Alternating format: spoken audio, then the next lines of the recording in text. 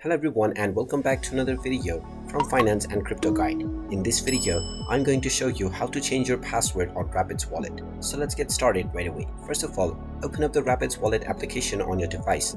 And if you haven't logged in or signed up to any wallet yet, you can proceed with importing or signing up to create a new wallet. You can then tap on Enter Wallet List and then choose your wallet and access it by entering your password or providing your biometric. Once you log into your account, you will be taken into the wallet page.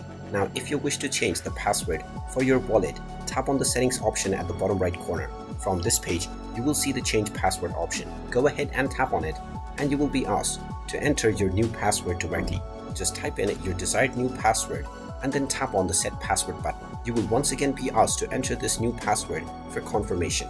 After typing in the new password once again, tap on the confirm password button and now your password will successfully be changed on your Rapids Wallet account. And there you have it. That is how easy it is to change your password on Rapids Wallet. If you find this video helpful, make sure you hit that like button and subscribe to our channel if you haven't done so already. Also ring that notification bell to never miss another update from us. Thank you for watching and I will see you again in the next video.